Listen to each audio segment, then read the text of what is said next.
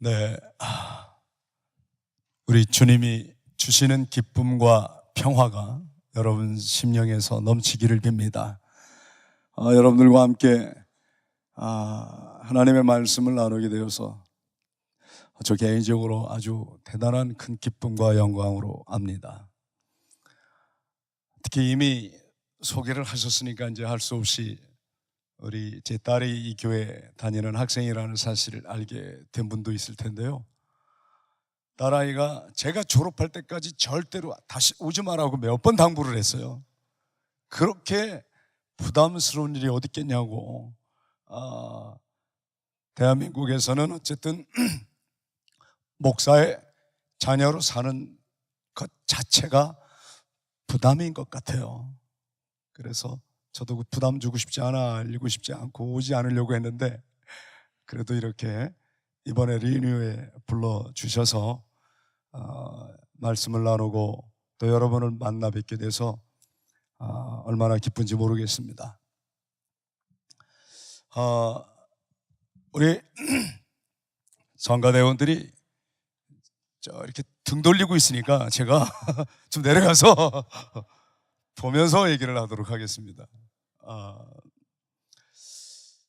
이 자리가 딱 좋겠네요. 저희 뒤통수 보고 말을 할 수는 없으니까 뭐든 지킬 만한 것보다 더욱 내 마음을 지켜라. 생명의 근원이 이에서 말미암느니라.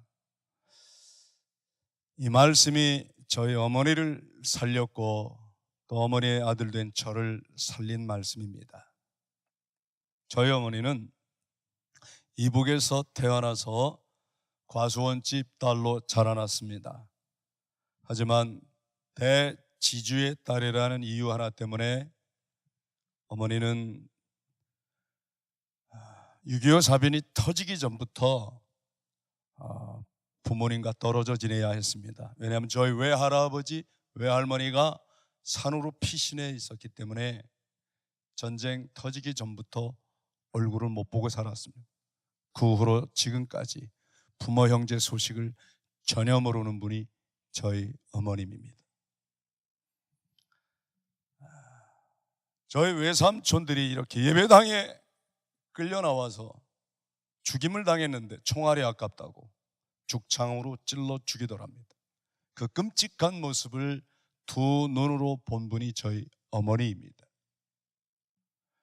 막내 외삼촌만 어리다는 이유로 교화시키겠다고 아우지 탄광으로 보내서 저희 어머니는 전쟁 터지기 전에 동생 면회하려고 황해도 송화에서 저 함경도 아버지까지 4번을 면회를 갔다고 합니다. 그러던 와중에 저희 외할아버지와 저의 친할아버지가 서로 서신을 교환하면서 부모들끼리 합의하여 저희 아버지와 어머니가 혼례를 치른 겁니다. 그 당시만 해도 신랑 얼굴 한 번 못 보고 결혼한 어머니들 많아요. 저희 어머니도 그랬대요. 시집간 날 아버지 얼굴 처음 봤대요. 그런데 핏덩어리 하나 이제 아이를 낳자마자 6.25 전쟁이 터진 거예요. 그래서 저희 큰 누나 핏덩어리를 안고 백령도, 연평도, 서청도 서해 섬을 유랑하다가 보니 전쟁이 끝났대요. 저희 아버지는 백령도와 그 위에 있는 섬 월레도라는 섬에서 크리스찬들과 반공 청년들을 규합해서 켈로 부대를 조직한 켈로 부대 사령관이었습니다.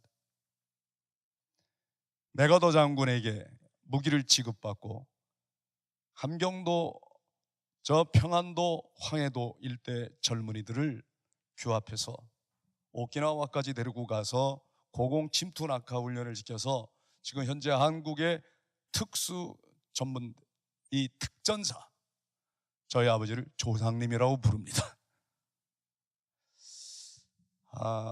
제가 이 얘기를 왜 하는 거 아니, 우리 어머니는 6.25 전쟁 그 난리통에도 잠을 편안히 주무셨대요. 그냥 너무 피곤해서 이렇게 머리만 대면 잠을 잤대요. 그런데 저희 어머니는 갑자기 저희 아버님을 잃어버리고 저희 아버지가 일찍 별세하셨어요. 그것도 사고를 당해 돌아가셨어요. 그 후로 저희 어머니는 병을 얻었는데 마음에 염려병이 생기더래요. 염려병. 자나깨나 염려. 그렇게 근심, 걱정, 불안, 두려움이 떠나질 않더래요. 특히 새 자녀를 생각할 때마다 잠이 오지 않대요. 저 위로 큰 누나 둘이 있고 제가 막내거든요. 3남매를 내가 어떻게 키울까? 그 걱정에 잠을 이룰 수가 없었답니다.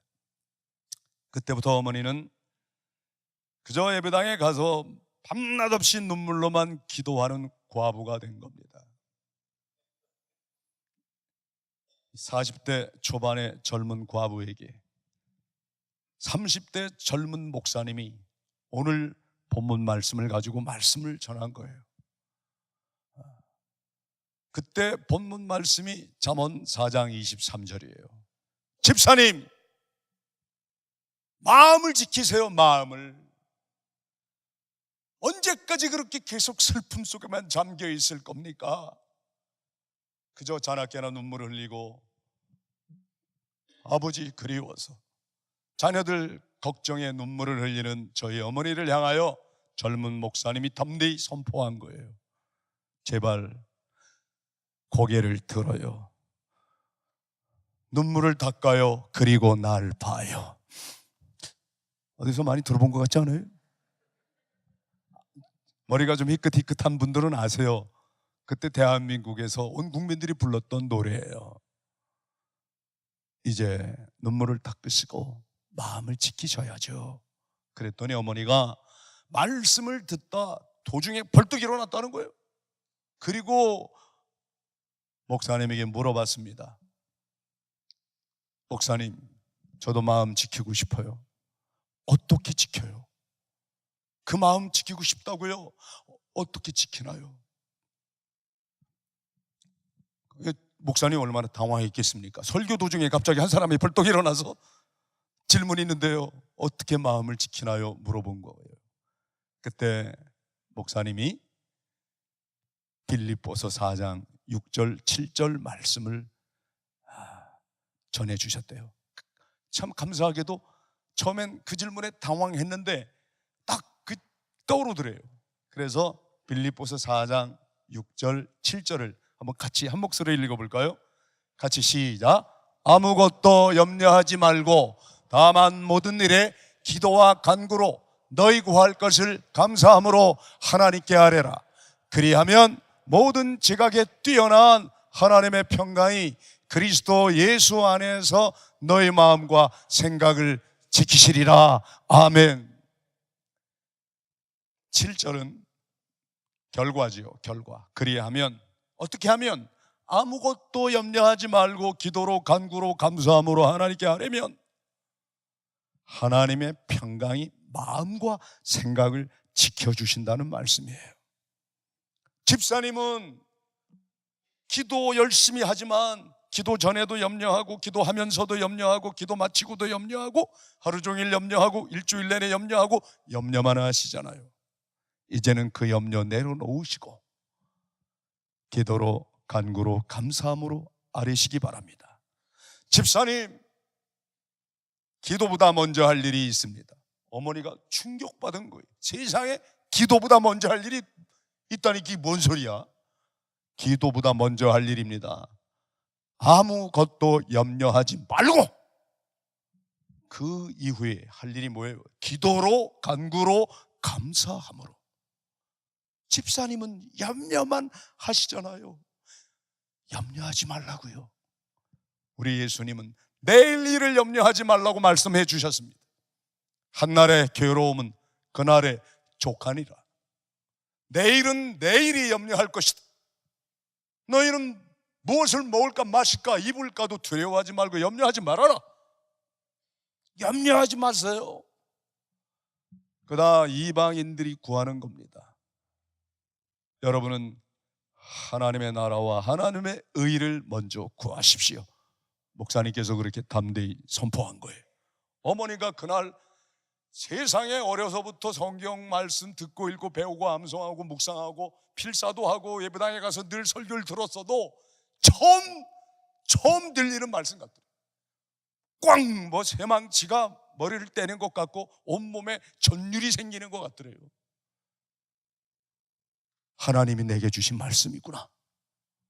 아무것도 염려하지 말라. 어떻게? 아무것도 염려하지 말라니까. 내가 마음을 지키지 못하는 가장 큰 이유가 뭐냐? 그놈의 염려 때문에. 그거 십자가 아래 내려놓고 이제 기도로 간구로 감사함으로 하나님께 아뢰는 거야. 아멘 아멘 하고 어머니가 밑줄 쫙 치셨대요. 하나님이 내게 주신 말씀, 잠언 4장 23절, 빌립보서 4장 6절 7절. 그리고 어머니가 성경을 탁 덮고 눈물을 흘리며 너무 기뻐서 감사해서만 하나님 내 이 말씀대로 살겠습니다 하며 집에 갔대요. 집에 갔는데 세상에 그렇게 은혜 많이 받은 날 또 시험거리가 생기더랍니다. 집에 갔더니요, 아들놈이 편지를 써놓고 집을 나갔대요. 그 놈이 누구라고 말 안 하겠어요? 그 녀석이 뭐라고 편지를 썼냐면, 어머니 저 가출하는 거 아닙니다. 출가하는 것입니다. 어머니는 가출과 출가의 차이를 아실 줄로 압니다. 도대체 인생은 어디서 와서 뭘 하다 어디로 가는지 너무도 저는 궁금하고 알 길이 없습니다. 기독교는 답이 없는 것 같습니다. 아무리 생각해도 저는 아버지가 일찍 세상을 떠나신 것 받아들일 수가 없습니다. 그러면서 아버지 별세 이후 방황을 하던 그 아들 녀석은 집을 나간 거예요. 그게 처음 가출이 아니라 이미 여러 번 나갔어요. 그런데 배고프면 들어오고 추우니까 오고 뭐 이렇게 집 생각나고 오고 이미 여러 번 가출한 거예요. 어디 가서 소문 내지 마세요. 별이 아빠가 알고 보니 가출 청소년 출신이래. 근데 어떤 사람은 또 비행 청소년때 그러는 거예요. 비행과 가출이 같아요? 저 비행한 일 없어요. 그랬더니 한 사람이 그래요. 가출만큼 큰 비행이 어디 있습니까? 정말로 그날 저는 서울특별시 영등포구 오류동이라고 하는 저 경기도와 그 거의 접경인 변두리 버스 종점에 살고 있을 때입니다. 그때 버스 기사님이 문을 안 열어줘, 문을. 그래서 제가 버스 기사님 막 소리쳤어요. 문 열어주세요. 시동을 걸어놓고 차가 부두둥 하는데 문을 안 열어줘. 그때 버스가 앞문 뒷문 문이 두 개나 있었어요. 버스 안내양이 피곤해하니까 새벽에 다 그냥 잠들어 있어요. 기사님이 저한테 그 운전석에서 저쪽에서 먼 데서 뛰어오는 아주머니를 가리키면서, 그러니까 이분이 금방 아세요. 아, 이 자식 집 나온 자식이구나. 뭐 이렇게 짐을 들고 새벽에 나와가는데 딱 폼이 가출 청소년이야. 그러니까 저기 달려오는 분이 어머니처럼 보이니까 너의 어머니가 허락하면 내가 버스에 태워주마. 그리고 어머니 올 때까지 기다리더라. 그때 어머니가 제 등 뒤에서 하신 말씀이 있어요. 전 그 말씀을 평생 잊을 수가 없습니다. 어머니가 그날 새벽 기도에 예배당에 가서 하나님이 오늘 내게 주신 말씀 하고 밑줄 긋고 오신 날이에요. 그날부터 우리 어머니 변했어요. 변해도 정말 놀랍게 변했어요. 그 이후로 어머니 염려하는 걸 전 본 적이 없습니다. 지금도 살아계시는데 90세가 넘도록 어머니 염려하는 걸 못 봤어요. 갑자기 제 등 뒤에서 하신 말씀이 평소와 너무 다른 거예요. 평상시에 어떻게 했느냐? 우선 제 등짝을 때립니다. 그리고 공부해, 공부. 네가 열심히 공부해서 1, 2 고등학교 가야 네가 살고 우리 집안이 살아나. 너 왜 이렇게 방황하니? 배워서 남 주냐? 너 열심히 공부해. 그게 네가 살 길이야. 그런데 어머니가 평상시 하시던 말씀 안 하시고요, 갑자기 제 등 뒤에서 하신 말씀이 너무 놀라웠어요. 일도야, 잘 가라. 귀를 의심해서 이게 뭔 소리야? 집 나가는 자식에게 잘 가라니. 하나님이 너와 함께 해주실 거야. 나 이 말 해주려고 왔어. 나는야, 오늘 깨달았다. 기도보다 먼저 할 일이 있다는 걸. 아무것도 염려하지 말라고 하셨는데 나는 눈만 뜨면 염려했어. 자나깨나 염려했어. 이제 염려 안 해. 모든 근심 염려 하나님께 맡길 거야. 십자가 밑에 다 내려놓고 나 날마다 우리 주님 찬양하며 살 거다. 주님 내게 주신 평화 전하러 다닐 거야. 어머니 그 후로 전도사가 되셨어요. 어머니가 그때 찬송가 두꺼운 그 성경책을 탁 옆구리에 끼고, 그때 저희 집이 산 중턱에 있었습니다. 올라가시면서 부른 노래 잊을 수가 없어요. 그때 문을 열어주신 버스 기사 아저씨가 야, 타 그러는데 탈 수가 없었어요. 어머니 올라가시면서 찬송을 부르는데 도저히 버스에 올라갈 수가 없어. 그때 어머니가 부른 찬송이 470장 찬송이에요. 주 안에 있는 나에게 딴 근심 있으랴. 십자가 밑에 나아가 내 짐을 풀었네. 할렐루야 할렐루야 하시면서 내 앞길 멀고 험해도 나 주님만 따라가리. 저희 어머니가 키가 작아요. 가방 끈도 짧아요. 그런데 목청 커요. 그래가지고 그 큰 목소리로 온 동네가 쩌렁쩌렁 올라가게 1절부터 4절까지 찬송을 계속 부르며 올라가는데 잊을 수가 없어요. 어머니 그때부터 정말 편하셨어요. 저희 어머니를 그 낙심 속에서, 그 절망 속에서 건져낸 잠언 4장 23절 말씀, 빌립보서 4장 6절 7절 말씀이 오늘 여러분들에게도 살아온 동력 있는 하나님의 말씀 되어서 마음속의 모든 근심, 걱정, 불안, 두려움 제껴버리고 하나님의 평강이 넘치기를 축원합니다. 어머니가 그때부터 정말 삶이 변했는데 아들이 시험에 들 정도로 염려를 안 합니다. 아니 글쎄, 세상에 제가 결혼 전에 총각 시절이에요. 병원에 입원을 했습니다. 외아들. 요즘은 다 집집마다 외아들이지만 그 시절 외아들 귀했습니다. 그런데 우리 어머니가 외아들이 병원에 입원했다는 소식을 듣고도 일주일이 되도록 안 오시는 거예요. 염려가 안 되나 봐요. 그러니까 간호사가 와가지고 하는 말이요, 아마 친아들이 아닐 겁니다. 세상에 친아들이 병원에 입원했다는데 안 와볼 애미가 어디 있습니까? 아무리 전도사님이라도 그렇지, 그건 분명히 다리 밑에서 주워왔을 겁니다. 한번 물어보십시오. 어머니가 분명히 친어머니 아닐 겁니다 그러는 거예요. 또 그 말 듣고 나니까 잠이 안 와. 아이고, 저희 어머니요 그때 합동측 교회 전도사님이었어요. 자라기는 통합직 교회에서 자랐는데 전도사는 합동 가서 하셨어요. 신앙 스타일이 고신파 같았어요.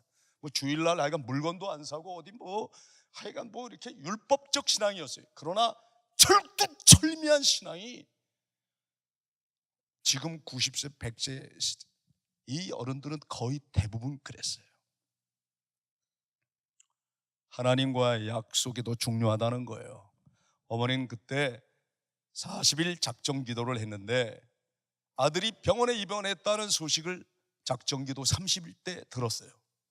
그러니까 어머니는 그때 어떻게 성경을 읽다가 마음에 감동이 돼가지고 안 나가. 성전을 떠나지 아니하고 주야로 40일 기도했다는 대목에 나도 성전을 떠나지 말고 기도해야 되겠다. 이러고서 어머니는 나라와 민족을 위하여 기도하고, 특히 목회자들을 위해 기도하고, 병든 사람을 위해 기도하고, 초신자들을 위해 기도하고, 기도할 게 너무 많더래요. 전도사로서 자기는 너무 하나님 앞에 기도를 신 죄를 다시는 그렇지 않겠다고, 하여간 기도의 제물이 되겠다고 담임 목사님 허락받고 예배당에 40일을 지낸 거예요. 아들은 병원에 입원했다는데 열흘 후에 가나, 뭐 지금 가나 하고 열흘 후에 오셨어요. 저 그때 퇴원하는 날인데 퇴원하는 날 오셨어요. 그때 어머니가 제 손을 꼭 잡고, 일도야, 미안하다. 아무리 자식이 소중해도 하나님보다 먼저일 수는 없다. 하나님보다 더 사랑하면 자식도 우상이다. 나는 돈을 하나님보다 더 사랑할 수 없고, 나는 뭐 있지도 않는 명예, 나는 하나님보다 먼저인 건 이 세상에 아무것도 없다. 이해해라. 네미가 그렇게 산다. 나는 네가 병원에 입원했다는 소식을 들은 그 순간부터 눈물이 안 나오더라. 30일 내내 눈물로 기도하다가 눈물이 안 나오더라. 왠지 아니? 만약 나오면 피가 나왔을 거야. 피가. 그때 난 알았어. 예수님이 십자가 지기 전에 겟세마니 동산에서 땀방울을 핏방울같이 흘렸다는데 그게 공감이 되더라. 널 위해 피 같은 눈물 쏟으며 기도했다. 그 덕분에 하나님이 열흘 만에 너를 퇴원하게 했다고 난 믿는다. 저는 아멘이 안 나왔어요. 벽을 바라보고 낳지나 말지, 낳지나 말지. 자식을 낳았으면 이렇게 밥 굶겨가면서 혼자 예배당에서 살 수는 없지, 이런 마음이 들었어요. 신앙이 없고 철이 없어서 저는 그렇게 기도해주는 어머니가 귀한 줄 몰랐어요. 그러나 이제 저도 자식을 낳고 할아버지가 됐어요. 회갑을 넘긴 나이가 됐다고요. 돌이켜보니 요만큼이라도 하나님의 일을 할 수 있는 건 그 어머니의 눈물의 기도 덕분입니다. 여러분 자녀들을 위하여 기도하는 것 쉬지 마세요. 멈추지 마세요. 하나님 들으시고 응답해 주십니다. 우리 이 세대들을 위해 기도합시다. 자녀들에게 뭘 물려줄 겁니까? 돈부터 물려주고 재산 물려주는 집안 쳐놓고 제대로 된 집안 봤습니까? 형제들 돈 때문에 맨날 변호사라 좋은 일 시키고 돈 벌어주게 하지. 돈보다 믿음을, 그 믿음의 유산을 물려주는 여러분 되기 바랍니다.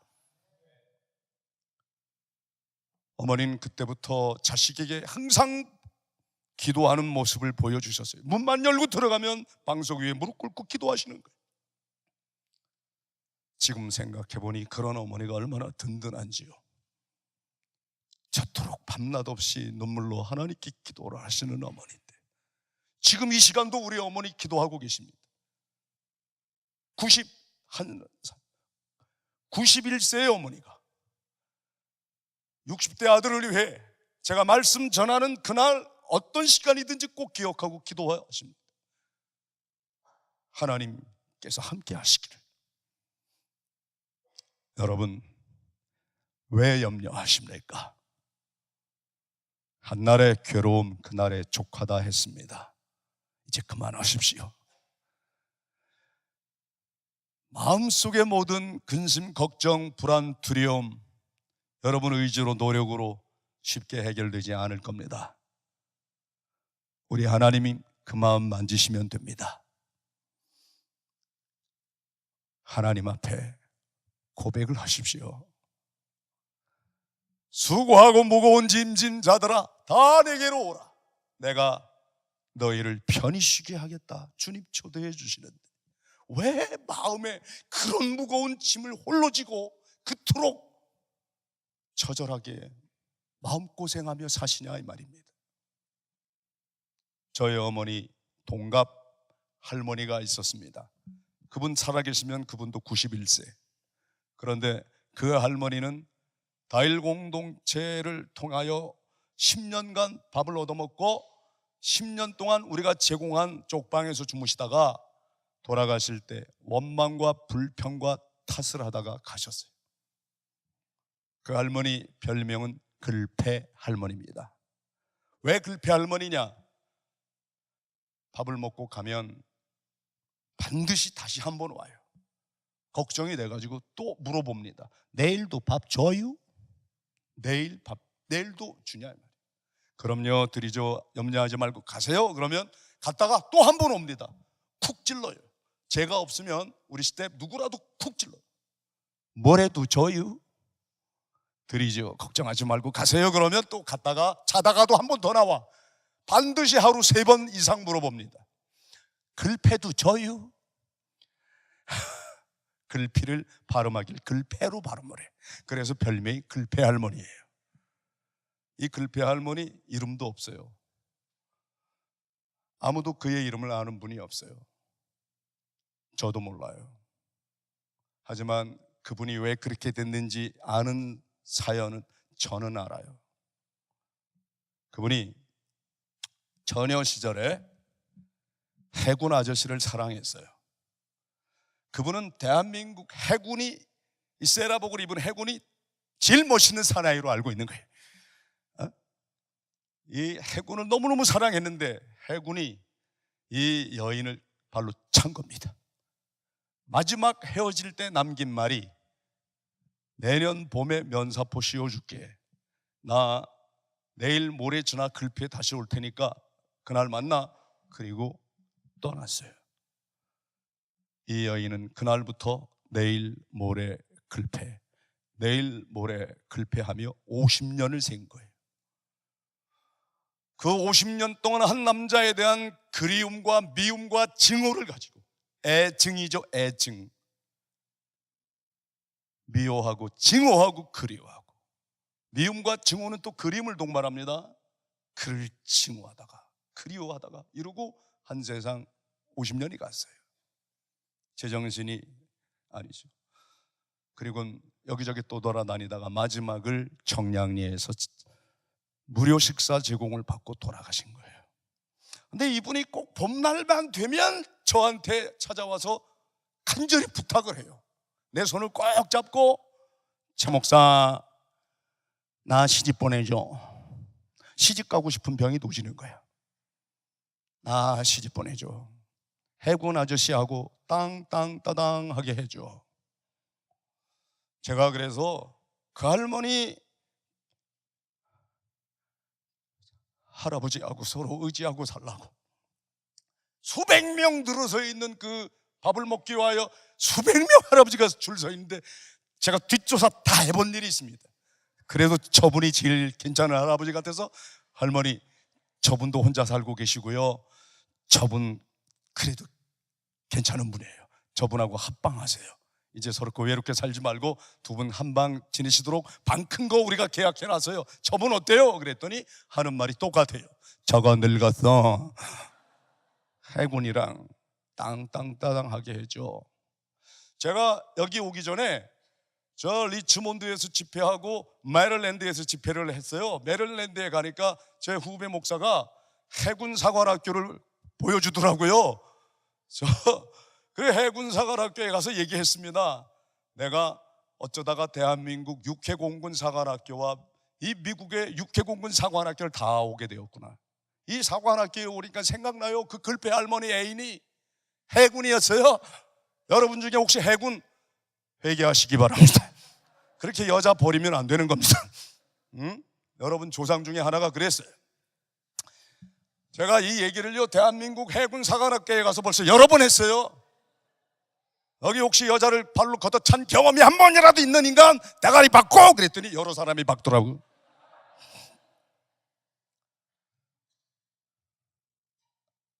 그 여인은 한 남자를 사랑했는데 미움과 증오로 바뀌어서 원망과 불평과 탓만하다가 내일도 줘요, 모레도 줘요, 글패도 줘요, 이러다 간 거예요. 근데 그 할머니의 모습이 한국교회 신자 같더라 이 말이에요. 눈만 뜨면 입만 열면 주시옵소서, 주시옵소서, 주시옵소서. 얼마나 유치한 신앙입니까? 여러분, 지난주에 땡스기빙을 보냈어요. 감사할 만한 상황이고 조건이어서 감사가 나온 게 아니잖아요.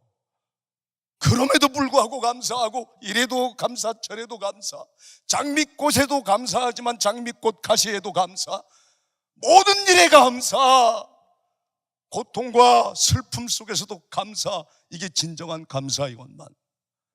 주시옵소서 주시옵소서만 하다가 갈 겁니까? 기도로, 간구로, 감사함으로 하나님께 아뢰옵시다. 그것이 여러분 마음을 지키는 일입니다. 내 마음, 내가 스스로 지키는 종교를 자력 종교, 또 불교 철학이기도 하죠. 여러분, 복음은 여러분 스스로 지키라고 하지 않습니다. 하나님의 평강이 여러분 마음과 생각을 지키게 하십시오. 주어가 분명합니다. 하나님의 평강이 내 마음 속에 흐르고 흐를 때 더 이상 모든 세속적 염려와 근심과 걱정으로부터 우리가 해방되어 살아야 되는데, 이 참된 자유와 기쁨을 누리지 못하고 해방의 경험이 없는 사람들, 계속 뭐 달라고 구걸해야만, 주셔야만 감사하는 줄 아는데, 이 할머니 10년 동안 저에게 내일도 줘요, 모레도 줘요, 글패도 줘요. 여러분, 하루 3번 이상 10년을 들으셔야 10년을. 만약 우리 글패 할머니가 우리 어머니처럼 예수님을 알았다면, 그래서 누군가 어느 목사님께서 그렇게 말씀 전할 때, 아, 하나님 깨달았습니다, 아무것도 염려하지 않고 기도로 간구로 감사함으로 아뢰겠습니다 했더라면, 글패 할머니도 우리 어머니 같은 신앙을 가진 여인이 되었을 거예요. 반면에 우리 어머니도 이 복음 알지 못했다면, 이 말씀 깨닫지 못했다면 아마 글패 할머니처럼 원망과 불평과 탓하고 살아갈 수도 있었을 거예요. 하나님, 이렇게 내 팔자에 어느 날 갑자기 공산당이 와서 우리 아버지 어머니 생으로 피신하고 우리 오라버니 죽이고 남편 일찍 죽고 내 인생 왜 이럽니까? 하고 원망 불평 탓했다면 글패 할머니 같은 인생 되었을 거예요. 여러분 어떻게 하시겠습니까? 그럼 여러분의 선택입니다.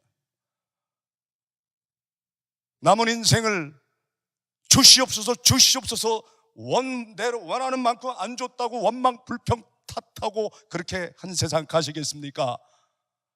그럼에도 불구하고 하나님 감사합니다. 외양간에 소 한 마리 없어도 감사, 창고에 곡식 한 톨 없어도 감사, 이래도 감사 저래도 감사, 범사에 감사, 모든 일에 감사합니다. 그렇게 감사함으로 살아가시던 삶, 여러분이 선택입니다. 오늘 하나님은 이 부족한 사람을 통해 말씀하시게 하셨습니다. 여러분 마음을 지키고 계십니까? 만약 마음을 지키지 못한다면 그 이유는 무엇 때문입니까? 십자가 아래 다 내려놓고 여러분이 할 일은 기도로 간구로 감사함으로 아뢰는 겁니다. 더 이상 기도에 대해서는 말하지 않겠습니다. 여러분처럼 기도 열심히 하고 여러분처럼 또 아주 모범적으로 신앙생활 잘하는 분이 한국 한인 사회에 또 어디 있겠습니까? 그러나 한 가지 이것만큼은 꼭 기억하고 가십시오. 저희 어머니가 또 굉장히 목이 아프실 것 같아서 내가 내려오겠습니다. 제가 초등학교 다닐 때, 그러니까 벌써 50년이 지났어요. 제가 초등학교 2학년인지 3학년인지 잘 기억이 안 납니다. 그 어린 시절에 어머니가 예화를 하나 들려주셨어요.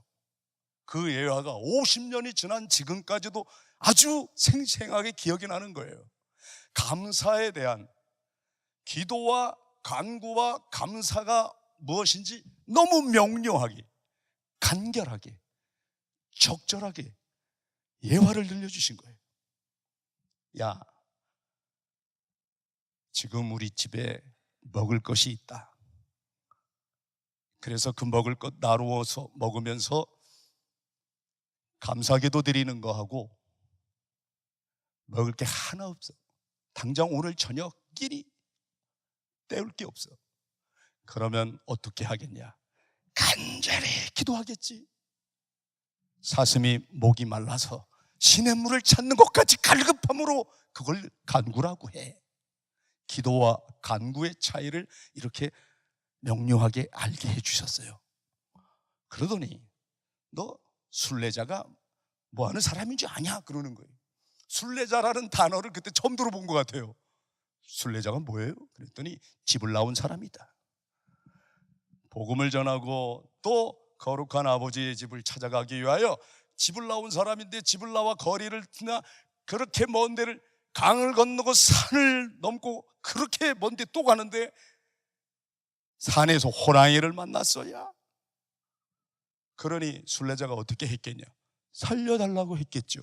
그래 그거를 청원기도라고 그래. 청원기도. 뭐라고 기도했겠냐? 하나님, 저 맹수로부터 내 생명 살려주세요라고 기도했겠죠. 그래, 순례자는 그렇게 기도했어. 그런데 산 위에서 내려오는 호랑이도 기도를 하더란다. 호랑이가 어떻게 기도해요? 그러게 말이야. 그러면서 어머니 말씀이, 호랑이는 이렇게 기도했어야. 하나님 아버지 감사합니다. 일용할 양식을 주셔서 감사합니다. 어떻게 됐을 것 같으냐? 저 궁금해서 혼났어요. 그땐 TV가 없던 시절이에요. 라디오가 있었어요. 라디오 누나들은 그거 연속곡 듣느라고 귀를 쫑긋 세우고 있는데 저는 어머니가 지금 이거 얘기를 안 해주시는 거예요. 사흘간 기다리게 뜸을 들이고 궁금증을 유발시킨 다음 평생 못 잊게 만들었어요. 사흘 후에 말씀하신 거예요. 어떻게 됐냐면 호랑이가 순례자를 맛있게 잡수셨단다. 저 그날 흥분했습니다. 이건 말도 안 돼요. 하나님이 이러시면 안 되지. 이건 좋은 하나님이 아니지. 왜 순례자 기도를 들으시고 생명을 살려주셔야지 호랑이 밥이 되게 하면 됩니까? 막 따졌어요. 그랬더니 어머니가 시침이 뚝 떼고 하신 말씀에 아무 말을 못했어요. 그 어린 나이에. 이게 된 거예요. 하나님은요, 청원기도보다는 감사기도를 먼저 들으신단다. 와, 설교 끝.